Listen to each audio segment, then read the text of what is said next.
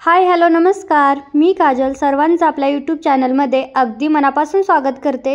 नवीन दिवसाची नवीन छानशी सुरुवात झालेली आहे आणि रुद्र जायच्या नंतरचं माझं हे रुटीन आहे। रुद्राला पाठवले स्कूलमध्ये आणि त्याच्यानंतर घरी आल्याच्या नंतर पटकन मी झाडू मारायला घेते, कारण रुद्र असतो तोपर्यंत तर माझं त्याचंच आवरायचं चाललेलं असतं। त्याचं गोळा करा, आपण कितीही लवकर उठू किंवा उशिरा उठू, आपण आपलं ते सुरूच राहतं, हे झालं ते झालं, कारण की टिफिन भरा, नंतर त्याला त्याचं आवरून घ्या, त्याला नटवा, म्हणजे मेकअप वगैरे हे सगळंच करावं लागतं आपल्याला।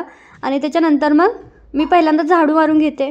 तर मशीन हे जे टेबल आहे ना त्याच्या खाली ना चाक आहे छोटी छोटी, त्यामुळे ती फिरवून इकडे तिकडे घेऊन मग व्यवस्थित झाडू मारता येतो। आणि हा झाडूसुद्धा मी फर्स्ट टाईम असला घेतला आहे। याच्या आधी पण मी असं प्लॅस्टिकचा वापरला होता, पण तोला खूप पटकन असा चिपकत होता, पण त्या झाडूच्या तुलनेत हा खूपच मस्त असा फुलला एकदम, जसं किरसून असते ना त्या टाईपची खूप पटपट झाडू मारून होतो। आणि चांगला आहे बरं का हा झाडू, सगळ्यांनी वापरला पाहिजे, इतका मस्त आहे, मला तर खूप आवडला।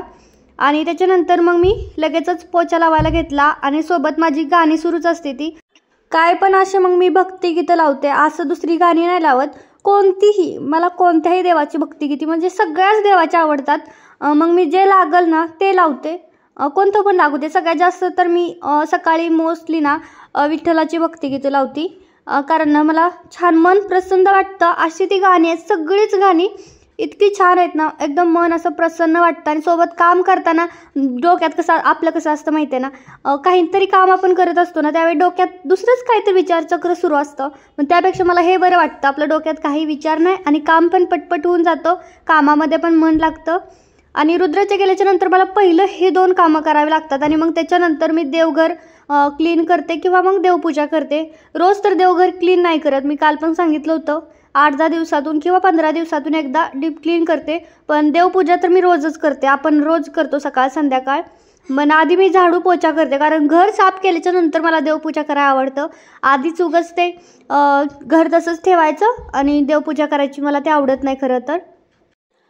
आणि जो बकेट आहे ना ते बकेट पण मी बाहेरच्या साईडलाच ठेवते, पोछा तिथूनच भिजवून घेऊन येते आणि मग मारून घेते। तसं तर फरशी आधीच क्लीन असते, पण आपल्याला ती वाटतं ना रोज पोछा लावावा असं आपल्याला वाटतं, त्यामुळं मग मी रोजच लावून घेते, सोफ्याच्या खालनं वगैरे टेबलाच्या खालनं सगळीकडे।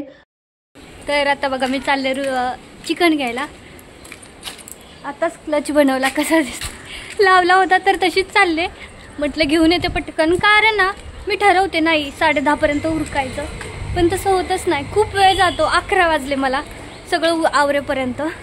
आणि पाणीच पाणी सुरूच आहे, पाऊस बारीक बारीक, वातावरण छान होतं पण किचकिच खूप होते इकडे, कसं सगळीकडे माती असल्यामुळं किचकिच, वरती भारी वाटतंय घरी, पण बाहेर यायला नकोच वाटतंय, इतकं असं घाण वातावरण झालंय। चला आता मी घेऊन येते आणि मला अजून दुकानात पण जायचं आहे। त्याच्यानंतर रुद्राला घ्यायचा टाईम लगेच होता, आता 11:05 झालेत, मला बनवेपर्यंतच 11:45 होतील, त्यानंतर लगेचच रुद्राला घ्यायला जायचं। काहीच आवरलं नाही, काही नाही, हे मला दाखवायचं होतं लावून, त्यामुळे मी काय केलं, फक्त केस अशी मोकळी सोडले, गुंता पण नाही काढलाय। आणि त्यात पावसामुळं ना हे वातावरण वेगळं आहे ना, चेहरा पण असा चिकट चिकट, केस पण अशी चिकट चिकट, बरंच असं म्हणजे पावसाच्या वातावरणामुळे, पण बाहेर आल्यावर किती भारी वाटतं, एकदम मस्त, ऊन नाही आहे ना काय नाही, 11 वाजले तरी। चला आता मी पटकन चिकन घेते आणि जाते घरी। तर बघा पहिल्यांदा मी चिकन स्वच्छ धुवून घेतलं आणि त्याच्यानंतर त्याच्यामध्ये दही टाकलं मॅरिनेट करण्यासाठी, कारण दह्याशिवाय ना टेस्टच येत नाही, चिकन भात असो चिकन बिर्याणी असो काही पण। त्याच्यानंतर मग हळद मीठ आणि मग थोडंसं लाल तिखट टाकले, ते काश्मीरी लाल तिखट असतं ना ते फक्त कलरसाठी, बाकी काही नाही। त्याच्यानंतर लिंबू पिळलं, कारण लिंबू दही टाकलं ना तर लिंबाची गरज नसते, पण तरीही मी लिंबू थोडंसं पिळलं। त्याच्यानंतर मिक्स करून मॅरिनेट करायला ठेवलं साईडला, आणि तोपर्यंत इथं कांदा चिराय घेतलाय। आता बरेच दिवस झालं जेव्हापासून मी तो चॉपर घेतलाय की नाही तेव्हापासून मी कांदा चिरलेलाच नव्हता, बऱ्याच दिवसानंतर वापरला तरी आणि रोज वापरला तरी सेम कांद्याचं ना खूपच वेगळा मला तर प्रॉब्लेम आहे। ह्याच गोष्टीमुळेच मला स्वयंपाक करायला आवडत नाही, कारण स्वयंपाकाची सुरुवात कांदा चिरण्यापासूनच होती। कोणतीही भाजी करायची असेल तर कांदा पहिलं चिरावा लागतो आणि इतकं रडायला येतं ना, नको नको वाटतं कांदा चिरायला। कांदा न चिरणं एवढं काम मला कधीही सांगू नये। त्याच्यानंतर मी कुकरमध्ये तेल टाकले, थोडं जास्तीचं तेल टाकले, कारण ना कांदा हा जो फ्राय व्हायला ना जास्त तेल लागतं, नाहीतर कांदा करपतो, असा तांबडा झाला पाहिजे कांदा फक्त. आणि त्याच्यानंतर त्याच्यामध्ये आलं लसूण पेस्ट, 2 मिरच्या, तमालपत्र टाकलं. छान थोडा वेळ पुन्हा फिरवून घ्यायचं. आणि ह्याच्यामध्येच मी कोथिंबीर पण टाकते, वरून टाकली तरी पण चालते, पण मी सोबतच टाकते. त्याच्यानंतर मग बिर्याणी मसाला आहे हा, मिक्स बिर्याणी मसाला तो. ह्याच्यामध्ये थोडेफार खडे मसाले असतात, त्यामुळे मी एकही खडा मसाला टाकत नाही, कारण तिखट ना बिलकुल सहन होत नाही. आम्हाला दोघाला होत नाही, मग रुद्राचं तर वेगळंच आहे. त्याच्यानंतर मी घरातलेच आपले जे गरम मसाला, धनिया पावडर, लाल तिखट हे 2-3 मसाले ॲड केले. आणि त्याच्यानंतर मग याच्यामध्ये मॅरिनेट केलेलं चिकन टाकलं आहे. आणि मग गरम पाणी टाकायचं. आणि जो तांदूळ आहे, बिर्याणी राईस आहे, जो साधा असतो ना डीमार्टवाला, कोणता राईस मला माहीत नाही, पण तोच आहे राईस. मस्त थोडा वेळ भिजायला ठेवला होता, 5-10 मिनटं. आणि त्याच्यानंतर मग ह्याच्यामध्ये राईस टाकायचा. मीठ लागत असेल तर टाकायचं, नाही टाकायचं. आणि 2 शिट्ट्यामध्ये हा चिकन भात मस्त शिजतो. आणि टेस्ट पण खरंच खूप छान लागते. आणि चिकन पण मस्त शिजतं. ह्या चिकनला टेस्ट असते, भाजीतल्या चिकनला एवढी चव देत नाही, तेवढे हे चिकन जास्त चव देतं. कधी हे बिर्याणी ट्राय करून बघा. तर आता मी रुद्राला घेऊन स्कूलमध्ये आले. जेवलं, मस्त बिर्याणी खाल्ली, आस्वाद घेतला. मस्त होती बरं, एकदम टेस्टी होती. बिर्याणी जशी लागते की नाही सेम तसंच लागतो चिकन भात, त्याच्यापेक्षाही जास्त टेस्ट असेल असं मला वाटतं. कारण मी त्या दिवशी बाहेरून मंगळवारी बिर्याणी आणली होती बाहेरून. बाहेर पण किती 100 रुपयाला 1 प्लेट भेटते, पण एवढी टेस्ट नाही लागत. तुम्ही कधीही खाऊ बघा. घरी जे आपण चिकन भात किंवा बिर्याणी करतो त्याला जास्त टेस्ट असते बाहेरच्या पेक्षा. तर मी येत होती खालून, आणि तोपर्यंतच मला ते काल जे मी सांगितलं ना त्या बाईचं, तिचा मला फोन आला होता. म्हणजे त्या एकदम अशा एजड आहेत, 60-70 वर्ष वय असेल त्यांचं. त्यांच्या मुलीचे ड्रेस आहेत माझ्याकडे शिवायला. मग त्या बोलल्या की अगं माझ्या मुलीला यायचं तुझ्याकडे. म्हटलं कशाला, आता झालंय ना सगळं. तर ती म्हटली काहीतरी काम आहे. म्हटलं ठीक आहे चालतंय या. आणि मग ती त्यानंतर माझं किती कौतुक करायला लागली. म्हणली हमको पता नहीं था आपकी नसीब ऐसे, इसलिए वो मम्मी ने बोल दिया, असं झालं तसं झालं. पर हमको मतलब ड्रेस खूपच छान आवडला अशी ती सांगत होती.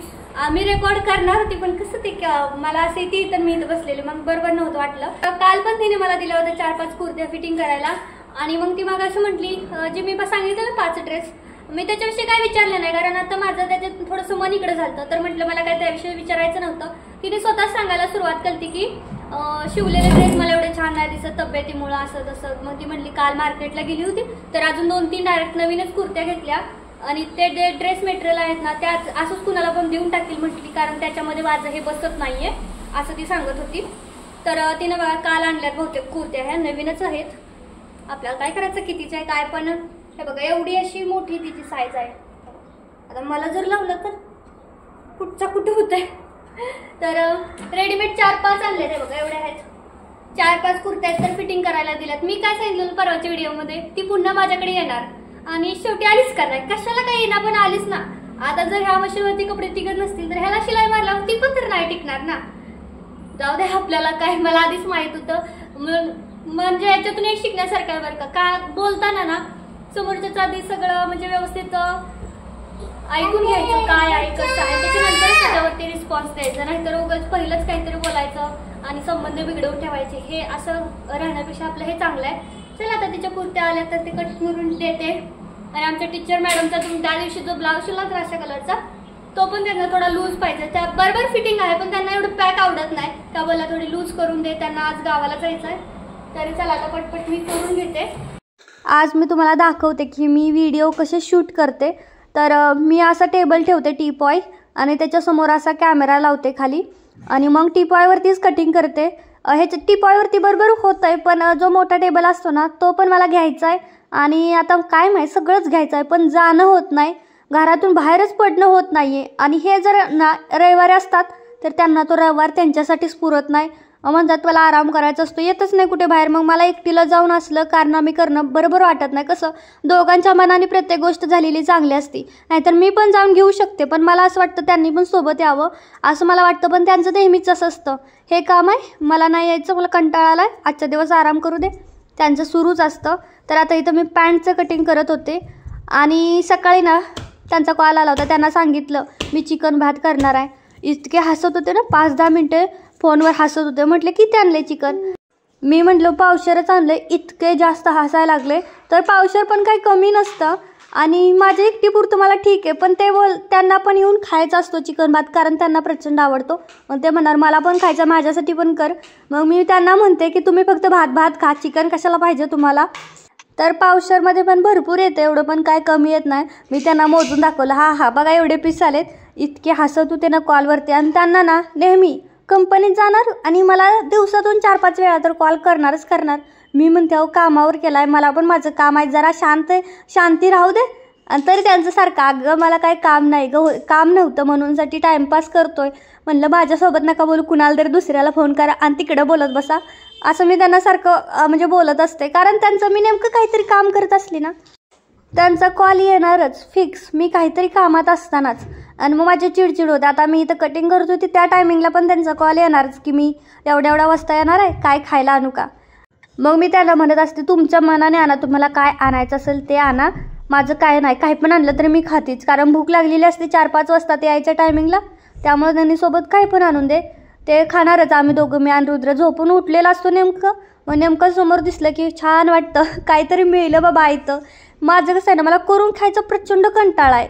आयतं कुणी पण काय पण चटणी भाकरी देऊ दे कुणी पण आयतं, मी खाणारच अगदी आनंदानं. पण मला स्वतः करून खायचं म्हणलं की म्हणजे इतका जास्त कंटाळा येतो ना, खूपच जास्त वाटतं. कधी मला पण कोणीतरी आयतं द्यावं असं मला वाटतं. जाऊ द्या चला. तर हा जो ड्रेस मी कट करते ना, हा बघा ट्राउझर पॅन्ट आहे आणि वरती कुर्ता आहे. कुर्ता म्हणजे आपला जो नॉर्मली टॉप असतो तो. आणि ह्या पॅन्टला मला खिस्सा पण लावायचा आहे. ह्याचं कटिंगचा आणि स्टिचिंगचा व्हिडिओसुद्धा आजच आपल्या दुसऱ्या चॅनलवरती येणार आहे, कारण मी सोबतच दोन्ही शूट करते, त्यामुळं येईलच दुपारपर्यंत. सो तो पण बघा, कारण बऱ्याच जणांच्या कमेंट होत्या की ट्राउझर पॅन्ट कशी कट केली ते दाखव. माझ्या एवढी सोपी पद्धत तुम्हाला कोणीही सांगणार आहे, एकदम सोपी पद्धत आहे पॅन्ट कट करायची. त्याच्यानंतर मग रात्री जेवण खाणं झालं आणि मग मी हा जो टॉप आहे ना तो कट करायला घेतला आहे त्यांचाच, कारण पॅन्ट शिवून झाली होती आणि मी त्यांना सांगितलं होतं सॅटर्डे संडेपर्यंत देईन म्हणून. आता आज तर शुक्रवार आहे, उद्या तर सॅटर्डे संडे आलाच, उद्यापर्यंत तरी हे होईलच, कारण आता मी कट करणार आहे, जेवढं होईल तेवढं आत्ता करणार आहे टॉप, आणि जो राहील तो सकाळी. टॉप पॅन्ट शिवणं ना अजिबात अवघड नाही. पॅन्टला तर जास्तीत जास्त कटिंगला 15 मिनटं, शिवायला 15 मिनटं भरपूर झाली. आणि टॉपला पण सेम तसंच, पण आता माझी मशीन स्लो चालते त्यामुळे थोडा वेळ लागतो, पण मोठ्या मशीनवरती एवढा वेळ लागणार नाही, खूप पटपट होऊन जाईल. माझ्याकडे ना रोज काही ना काही म्हणजे काम असतं. बऱ्याच जणाला म्हणजे वाटतं की आता घरीच बसून शिकले मग काम येतं का नाही, तर भरपूर काम येतं. मला तर ना रोज एखादा ड्रेस, रोज एखादा ब्लाऊज हा शिवावाच लागतो. आणि त्याच्यामध्ये महत्त्वाची गोष्ट अजून ना, रोज माझ्याकडे 10 टॉप तरी फिटिंगला असतात. म्हणजे रोजचे 10 रुपयाने धरले तर 100 रुपये फक्त फिटिंगचे भेटतात. आणि ह्याचे काही 200-300 म्हणजे बराच कमाई आहे बरं का ह्या कामातून. त्यामुळे मला तर वाटतं प्रत्येक गृहिणीनं, आता मी सुद्धा हाऊसवाईफच आहे, अजून तरी मी जॉब करत नाही, पुढं. आणि मला छान वाटतं की बऱ्याच जणींच्या कमेंट येतात मला की तुझं बघून आम्ही पण शिलाई मशीन घेतली आणि आता थोडं करतोय घरच्या कामातून. तर केलंच पाहिजे, बाहेर चान्स राहिलं पण आपलं स्वतःचं केलं तर किती पैसे वाचतात तुम्हाला माहीतच आहे. आजकाल शिलाई किती आहे, साधं फिटिंग वगैरे, कुठे फाटलेलं उसवलेलं शिलाई टिप दे, असल्या छोट्या मोठ्या गोष्टी केल्या ना तरी बरंच होतं ना. आपल्या संसाराला थोडंफार, बऱ्याच जणांचं असं असतं बरं का, मी का करू हे, नवरा कमवतोय मग काय उधळायचं असं तसं. तर असं नसतं, आपण सुद्धा तसं तर सगळ्याच बायका खूप म्हणजे सांसारिक असतात, 1 रुपया खर्च करत नाहीत, बायकांचं नेहमी असं असतं. पण सगळ्याच अशा नसतात, काही असतात थोड्याफार. तर त्यामुळे आपण पण म्हणजे थोडंसं राहिलं पाहिजे बरं का, की थोडंफार हेल्प करावी, किंवा आपल्याला जेवढं शक्य आहे तेवढं तरी स्वतः करायचा प्रयत्न करायचा. तेवढंच थोडेफार आपल्या संसाराला हातभार. असं आपण म्हणतो की उद्याचा दिवस कोणी बघितलाय, पण तरी पण आपण उद्याचा भविष्याचा विचार करतोच की भविष्यात काय, पुढं काय, कसं करायचं असा विचार तर आपण करतोच ना. त्यामुळं असं नसतं. आता बऱ्याच आपण नेहमीच असं सांगतो कुणाला आपण, अरे उद्याचा दिवस कुणी बघितलाय, आजचा दिवस मस्त एन्जॉय करून घ्यायचा. पण आजच सगळं लुटलं तर उद्या काय करायचं, हा सुद्धा प्रश्न आहे. दोन्ही गोष्टी जरी बरोबर असल्या तर आपण ह्या गोष्टीचा सुद्धा तेवढाच विचार करतो जेवढा आपण त्या गोष्टीचा करतो. त्यामुळे ना आपलं करत राहायचं. मला तर मी जेवढं शक्य होतं तेवढं करते. आणि आता किती दिवस झालं माझा तुम्हाला माहीतच आहे, स्वतःचा खर्च स्वतः पूर्ण करून माझ्या ज्या छोट्या मोठ्या गोष्टी असतील त्यासुद्धा मी स्वतः घेते. आता माझी शिलाईचं पण इतकं जास्त काम चालतं ना की रोजचं मला 200-300 तर धरूनच आला, रोजचे भेटतात. जरी एवढे जरी नाही भेटले तर 100 तरी फिक्स येतातच ना. समजा एका दिवशी मी नाही ब्लाऊज शिवला, एका दिवशी नाही काय केलं, 100-200 तर रोज भेटतातच. त्यामुळे केलं पाहिजे, करा, सर्वांनी करा. आणि आपल्या कुटुंबाला तेवढाच थोडाफार हातभार लावायचा, कारण आपण सर्वांनीच लहानपणापासून गरिबी बघितली आणि त्यातून पुढे जाण्यासाठी आपल्यालाच प्रयत्न केले पाहिजेत. तर हा होता आपला आजचा छोटासा ब्लॉग. कसा वाटला कमेंट करून सांगा. आवडला तर लाईक करा, शेअर करा आणि चॅनलला सबस्क्राईब करा. Bye bye.